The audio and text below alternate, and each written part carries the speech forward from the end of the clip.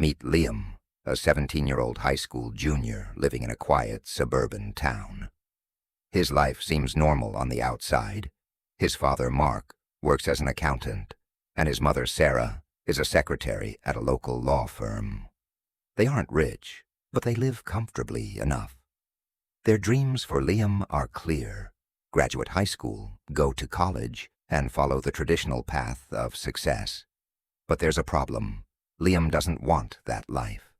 While his parents push him to aim for high grades and college, he's struggling with school. It's not because he's dumb. He does okay when he tries, but he has ADHD, which makes it hard for him to sit still in class, listening to teachers drone on about subjects he doesn't care about. What Liam loves is working with his hands. Since he was a kid, he's been fascinated by mechanics. His uncle, Tom, owns a small auto repair shop, and every summer Liam would help him fix cars. That's when he felt truly alive, building, fixing, and creating things with his hands. It wasn't glamorous or prestigious, but for Liam, it was real. However, his parents hated the idea. Every time Liam mentioned pursuing a career in mechanics or auto repair, his mom would frown, clearly disappointed. His dad would lecture him, reminding him that people with degrees were the ones who truly succeeded in life. For his parents, the idea of Liam becoming a mechanic was nothing short of a failure. They had their own vision of him, a vision of a college degree, a white-collar job, and a life they could brag about at family gatherings. But for Liam, it just felt like they were ignoring his true passion. And as the pressure mounted, he felt more and more like a stranger in his own home. As Liam's high school senior year neared its end, the tension at home grew unbearable. His parents' expectations were sky-high, and every conversation seemed to circle back to college applications, SAT scores, and what he would major in. But in Liam's mind, he was already set on something different. In the spring, he received his acceptance letter from a prestigious state university. It should have been a cause for celebration, but for Liam, it wasn't what he wanted. He had also been accepted into a vocational program at a nearby trade school, offering a scholarship to study auto mechanics, a chance to learn hands-on skills that aligned with his passions. This program was cheaper, quicker, and more practical than the 4 years of college his parents envisioned for him. At dinner one night, Liam finally decided to break the news to his parents. As soon as he mentioned the trade school, his father slammed his fork down onto his plate, making everyone jump. "What do you mean, trade school? You've worked so hard to get into this university, and now you want to throw it all away?" His voice was rising with anger. Liam tried to explain that the trade school offered something real, something he could see himself doing every day, not sitting in a classroom studying for a degree he didn't want. But his mom, eyes brimming with tears, interrupted him.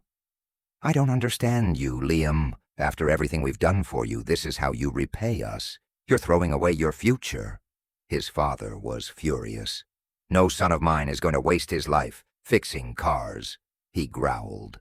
"We didn't sacrifice everything for you to end up in some dirty garage. You're throwing away your potential." Liam had had enough.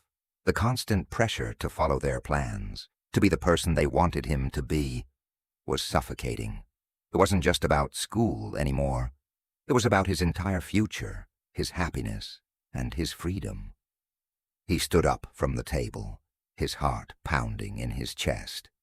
"If you're not going to listen to me, then maybe I don't belong here anymore," he said, his voice shaking but resolute. The words hung in the air for a moment before his dad spoke coldly. "Fine. If you're not going to follow our rules, you can leave." Liam didn't hesitate. He grabbed the emergency bag he had packed days before, knowing this moment was coming. He shoved as many clothes into it as he could, grabbed his laptop, the $1,000 he had saved up, and his important documents. With one last glance at his parents, who stood in stunned silence, he walked out the door. His mom called after him, her voice dripping with disbelief. You'll be back in a month, begging us to take you in. You don't know how hard the real world is." Her words hit Liam like a slap, but he didn't look back. Outside, the rain started to fall, and Liam stood on the front lawn, drenched and numb. It felt like a scene from a movie, but this was his reality. As the water poured down around him, he made a promise to himself. No matter what, he would never go back. For the first few days after leaving home, everything felt like a blur for Liam. He called his friend Tyler, whose family had always been supportive of him. Tyler's parents, understanding his situation, let him crash on their couch. Though grateful for their kindness, Liam knew he couldn't stay there forever. The feeling of being a burden to his friends started to weigh on him. Despite the roof over his head, the panic set in. He wasn't just worried about where he would live. He was terrified of how he would survive on his own. He had no idea how to adult, how to pay rent, buy groceries, or even just take care of himself. The days blurred into each other as Liam focused on finishing school, which was now a secondary concern to him. Graduation was just around the corner, but it was hard to concentrate on anything when his world was falling apart. At night, when Tyler was asleep, Liam would lie awake in his borrowed bed, staring at the ceiling. Anxiety and fear churned in his stomach. There were moments when he would catch himself thinking, "What have I done? I'm homeless. I've ruined everything." His emotions hit their peak one day at school, when he suddenly realized he had nowhere to go after graduation. That feeling of homelessness, of uncertainty about his future, hit him hard, and he had to step outside to breathe. His chest tightened, and his throat felt like it was closing up. He hadn't expected the emotional toll to be this intense. Yet even in those moments of overwhelming panic, something inside Liam refused to break. He was determined to prove everyone wrong, especially his parents. He refused to go crawling back to them. His stubbornness became his strength, pushing him to continue forward, even when every part of him wanted to give up. Liam's first course of action was finding a steady job. He'd already been working part-time at a local grocery store, but now he picked up more hours. It wasn't glamorous, but it was something. Then Tyler's mom helped him apply for emergency aid, which he qualified for as an unaccompanied minor. At least that gave him some hope that he could manage until he figured out his next steps. Despite everything, he kept pushing forward. He started researching ways to legally emancipate himself, just in case his parents tried to come back into his life with their demands. His school guidance counselor was one of the few adults who had actually listened to him. They helped him get the necessary documents to begin the process. But deep down, Liam knew he didn't want to rely on his parents anymore. They had made it clear that their love for him was conditional on following their plan, and he had had enough. The hardest part wasn't even the practical challenges, it was the emotional struggle. He would see classmates complain about their dumb arguments with their parents, knowing deep down that they still had the love and support of their families. He began to understand just how toxic his relationship with his parents had been. Most families didn't kick their child out for wanting to pursue a career they loved. 3 weeks after Liam left home, his mom sent him a text. It wasn't an apology. It wasn't an inquiry about his well-being. No, it was a message that read, "When you're ready to apologize and accept our help, you can come home." Liam didn't respond. A week later, his dad left him a voicemail. It was the same message, just a different way of saying, "When are you going to admit you were wrong and come back?" They were convinced he was going to fail and would eventually crawl back to them. But Liam was determined to prove them wrong. Graduating high school without his parents by his side was one of the hardest things Liam had ever done. They attended the ceremony, but it was more about appearances than anything else. They tried to talk to him afterward, but Liam walked away without a word. He had nothing to say to them anymore. By June, things started to settle into a new routine for Liam. He had found a small, run-down apartment to rent with two other guys, Jason and Chris, who, like him, were struggling to make ends meet. It wasn't much. There were cockroaches in the kitchen. The walls were thin enough that he could hear every argument his neighbors had, and the plumbing was a nightmare.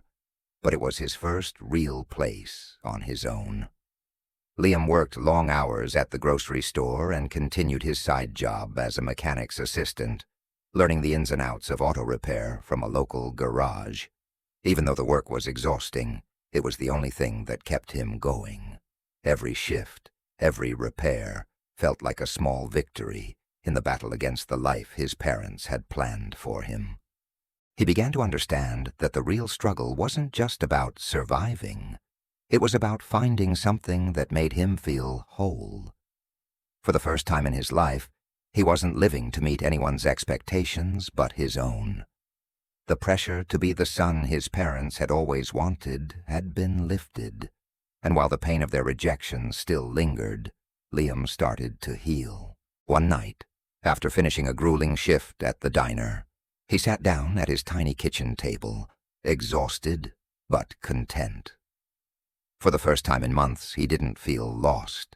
The work he was doing, the life he was building, felt real. It wasn't glamorous, but it was his. No one could take that away from him. Liam realized that while he missed the idea of family, he no longer missed the toxic version of it he had grown up with. Seeing other people with their parents, hearing about normal family vacations and holidays, was tough at times, but it also made him realize how unhealthy his upbringing had been. He didn't want that for himself anymore. In the months that followed, Liam focused on getting his certification in auto repair. He passed the courses with flying colors, and his confidence grew. But even as his life started to take shape, his parents never stopped trying to reach out. Their messages started to come more frequently, but they were always wrapped in guilt and demands. They wanted him to come back home, to follow their path, and most of all, they wanted him to admit that he was wrong. But Liam was no longer that scared 17-year-old kid who had left in the rain. He had built something for himself, something real and independent. Every time his mom or dad texted him, it only reinforced his resolve. He wouldn't be manipulated. He wouldn't let them control his future. One evening, about 6 months after he moved out, he received a call from his mom. This time, her tone was different. There was no accusation, no expectation for him to return. It was just a simple question. "Are you okay?" For a brief moment, Liam considered picking up the phone. Part of him missed hearing her voice, even though it was strained. But as he looked around his apartment, his space, his life, he realized he was better off without their approval. He had found his own way. Liam didn't call her back. Instead, he focused on the life he had started to build. At 19, things started to look up for Liam in ways he hadn't anticipated. After struggling for so long, he finally got a break. It came in the form of Marco, a local mechanic who ran his own shop. Marco had been a regular at the grocery store where Liam worked, and after noticing Liam's ability to fix a car's engine during a minor repair, he struck up a conversation. Marco immediately recognized Liam's potential and offered him an apprenticeship at his garage. Liam was ecstatic. This wasn't just another dead-end job. This was a chance to do something that aligned with his passion. Marco took him under his wing, teaching him everything he knew about car repairs and the ins and outs of running a mechanic's business. For the first time, Liam had a mentor who believed in him, not because of a degree, but because of his skills and his drive. The work wasn't easy, but it felt meaningful. Liam spent his days learning new techniques, fixing everything from brakes to engines, and assisting Marco with bigger projects. Slowly, Liam started to build a reputation for himself in the small community. People came to the garage specifically asking for him because of the quality of his work. The confidence he had lacked in the past started to return. Every time he fixed a car, It was a reminder that he was doing what he loved and that he didn't need his parents' approval to be successful. Marco not only taught him the technical side of the trade, but also how to deal with customers, manage the business side of things, and how to set his own rates. Marco's way of doing business was different from the corporate world Liam had always been told he had to fit into. It was honest work, and the satisfaction from a job well done felt far more rewarding than any grade on a report card ever had. By the end of his first year with Marco, Liam had saved enough to move into a better apartment, one that was no longer a dump, but an actual place he could call home. He was still far from wealthy, but he had enough money to live comfortably, pay his bills, and even start putting away a little bit for the future. The stress and worry of his earlier years had subsided, replaced by a sense of accomplishment he had never known before. During this time, Liam also started dating Olivia, a university student who worked part-time at a nearby coffee shop. She'd always been kind and understanding, and they quickly clicked. For the first time, Liam allowed someone to truly get to know him, his past, his struggles, and the scars his family had left on him. Olivia didn't judge him for his unconventional path. Instead, she supported him every step of the way. Liam's life had begun to take a turn. He was no longer the scared teenager who had been kicked out of his home. He had built a life for himself from the ground up, and even though it wasn't the life his parents had imagined for him, it was better. It was his. Still, as things started to get better for Liam, his parents were never far from his mind. Despite all the progress he made, he couldn't shake the feeling that they would always be there, lurking in the background, trying to bring him back into their fold. By 21, Liam's life had significantly changed. His career in auto repair was thriving, and he was finally on the path to building something sustainable for himself. He had completed additional certifications in automotive mechanics, which opened even more doors for him. Now he wasn't just an apprentice. He was starting to take on bigger projects with more responsibility, and Marco began recommending him for independent side jobs. This boosted Liam's reputation even further. He was finally gaining recognition for his hard work, and it felt like all the long nights and sacrifices were beginning to pay off. Liam had also moved into a small one-bedroom apartment, a space that was entirely his. It wasn't flashy, but it was perfect for him. No roommates, no parental interference, just his own space where he could truly relax and enjoy his success. The emotional toll of the last few years was still there, but it was no longer overwhelming. He had started to accept that he was who he was, and the pain of rejection from his parents no longer controlled him. But things weren't entirely smooth sailing. Even though Liam had started to build his own life, his parents continued to reach out sporadically. Their attempts to reconnect were always filled with guilt and the unspoken expectation that he would bend to their will.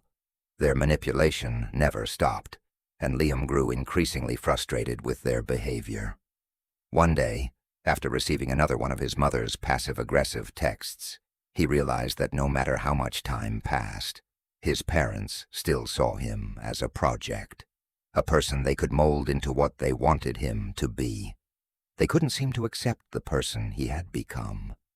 It wasn't until one afternoon, while having coffee with Olivia, that Liam had a breakthrough. Olivia, who had supported him through everything, noticed that Liam was more distant than usual. She gently asked what was going on, and for the first time, Liam opened up about the deep-seated anger and confusion he still carried from his parents' treatment of him. Talking about it was painful, but it helped him see things more clearly. Olivia encouraged him to set firm boundaries with his parents, to stop allowing their emotional manipulation to control his life. You've built an amazing life, Liam. You don't owe them anything. But you also need to decide if you're willing to have them in your life, under your terms, not theirs, she said. Liam had spent so many years trying to earn their approval, trying to prove that he could make it without them, that he had never considered what it would look like to truly take control of his own relationship with them. It wasn't about forgiveness. It was about choosing the kind of relationship he wanted to have with them, if any. He realized that he had a right to protect himself from their toxic behavior, and that this was the moment to define the boundaries that would allow him to heal. A few weeks later, Liam's parents reached out again, this time asking for a meeting. They had been trying to reconnect, but the terms were always on their terms. However, for the first time, Liam didn't feel the pressure to meet them halfway. He decided to go, but with one condition.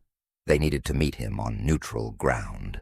The meeting was awkward, to say the least.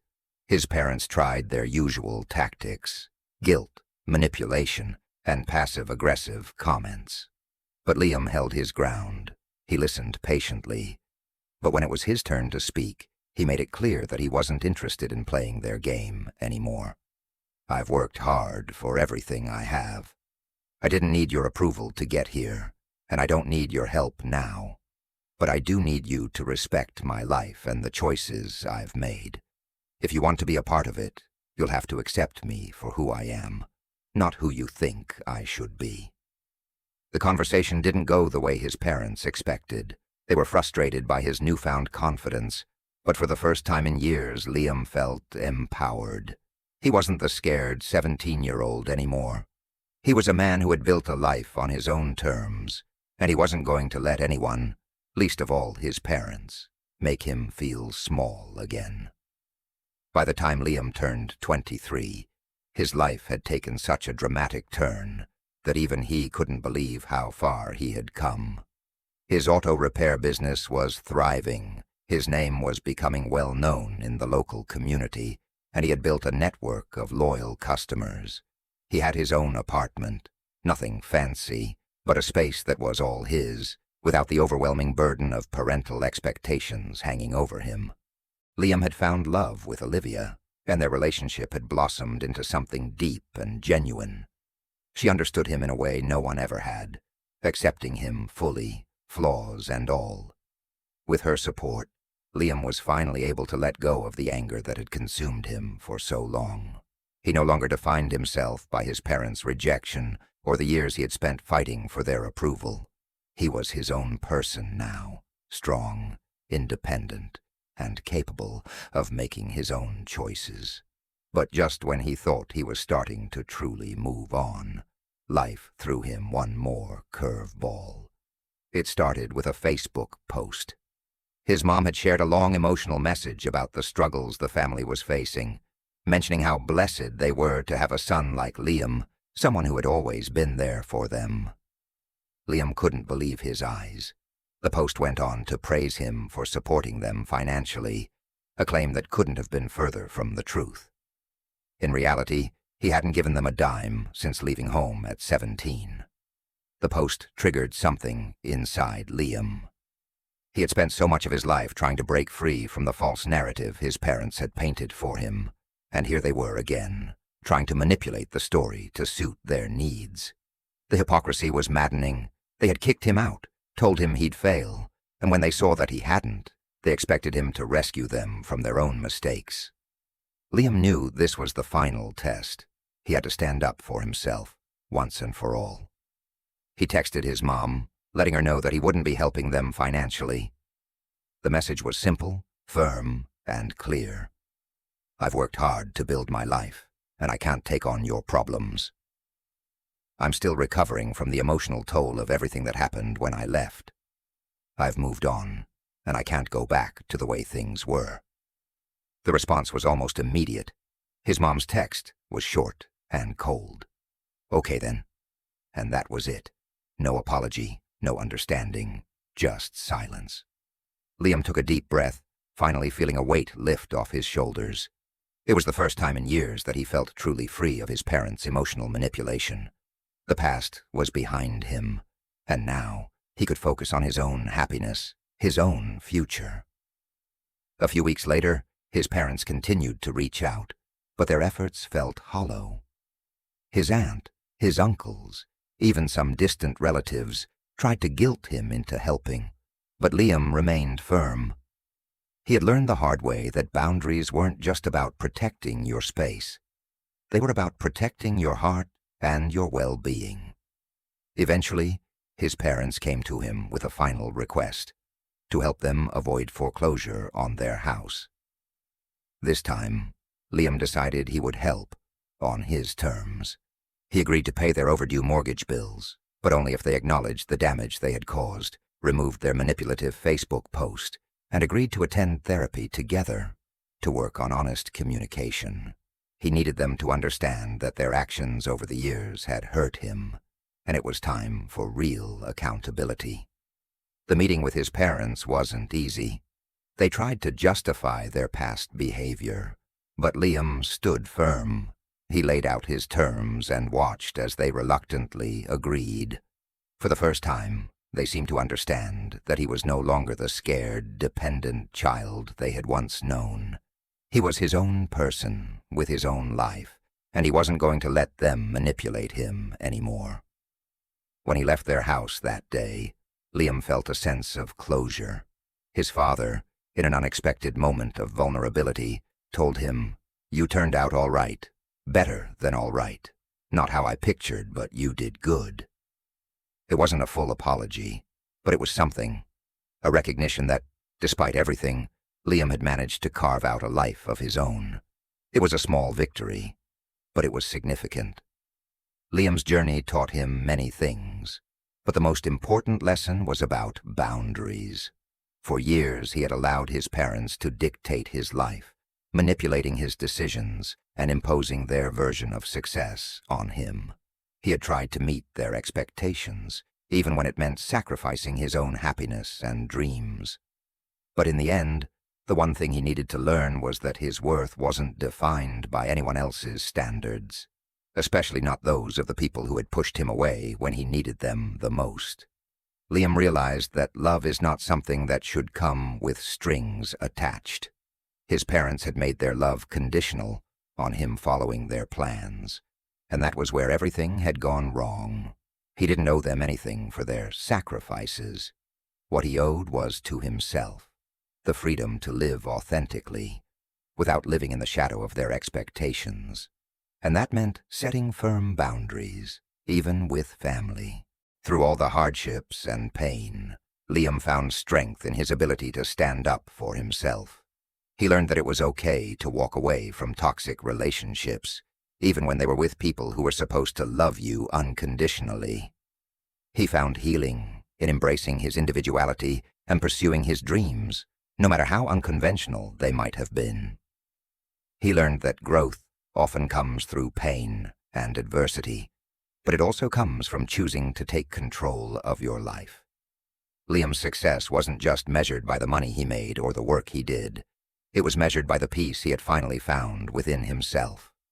Liam's story is a powerful reminder that it's okay to walk away from situations that are not healthy for you, even if they involve family. Sometimes, the best thing you can do for yourself is to set clear boundaries and choose your own path, no matter how difficult it may seem at the time. It's important to realize that your worth is not tied to others' approval or their idea of who you should be. By prioritizing your well-being, you can start to build a life that is truly your own. In real life, many people struggle with similar challenges, being stuck in toxic family dynamics, trying to meet unrealistic expectations, or dealing with manipulation. Just like Liam, you have the power to create change. Start by acknowledging your feelings, setting boundaries, and focusing on your personal growth. You don't need anyone's approval to be successful or to be happy. What matters most is being true to yourself.